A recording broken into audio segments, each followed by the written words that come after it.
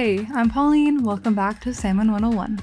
The more I shop for salmon, the more I notice how much the packaging varies and how little most of us really know about what it means. Some are sealed in vacuum packs, others are sitting in foam trays wrapped in plastic, and a few are on ice behind the seafood counter. But what do those choices actually say about freshness, quality, or how the fish was handled?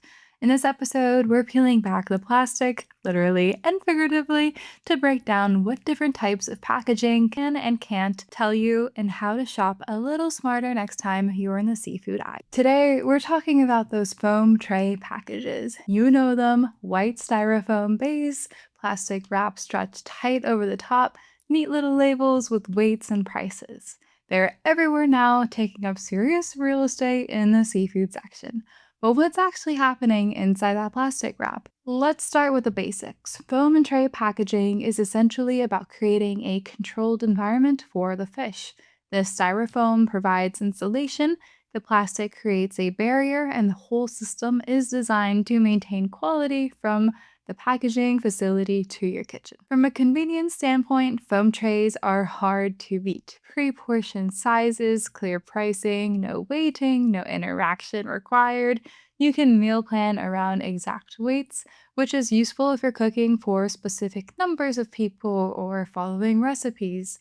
With online grocery shopping becoming more common, prepackaged approach helps maintain the salmon's condition until it reaches your door.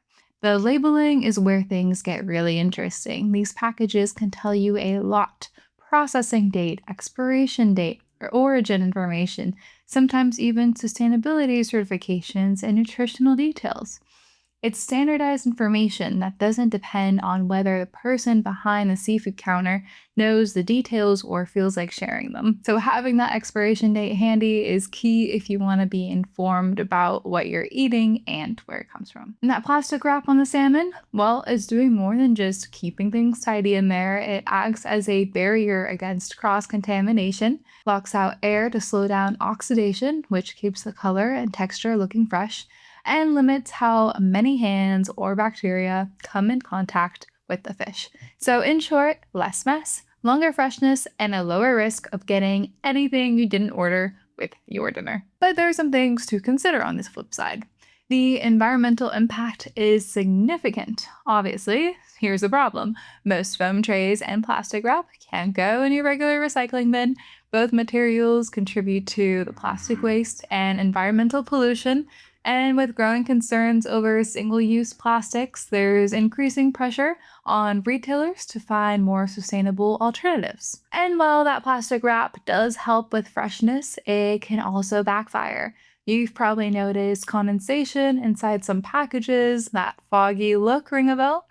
Moisture naturally builds up inside the packaging, potentially causing the fish to deteriorate faster or develop an off smell if it sits too long on the shelf. And here's something that you may not have thought about: not all foam tray salmon comes from the same place.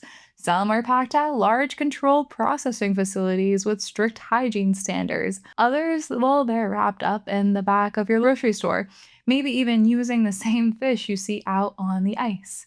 Well, when salmon is packaged in store, you're dealing with a lot more variables. Was the room temperature right? Were the knives sanitized between cuts? Was anything cross-contaminated? It's not that stores don't try, but compared to a facility built for food safety, there is a lot more room for human error. And if that packaging gets damaged, like a small tear in the plastic or a crack in the foam tray, that's an open invitation for bacteria. And once that happens, freshness and safety go right out the window. Temperature-wise, foam trays rely entirely on the refrigeration system that they're sitting in. The packaging itself doesn't provide cooling, but it does provide some insulation against temperature fluctuations. How well that works depends on how consistent the store's refrigeration is. At the end of the day, foam tray packaging is all about efficiency and convenience for both the store and the shopper. It really keeps things uniform, easy to grab, and easy to stack. So you're getting a standardized experience here, no matter which store you're in. Next episode, we're getting into vacuum sealed packaging. It's the newest option in most stores, and it works on completely different principles than anything we've talked about so far. And that's coming up on the next Salmon 101. This episode is brought to you by Mowi, the Norwegian salmon brand. They're one of the largest producers of farmed Atlantic salmon in the world, dedicated to high-quality, responsibly sourced salmon. To learn more about their products, head to mowisalmon.us. I'm Pauline, thanks for listening in, and see you next time.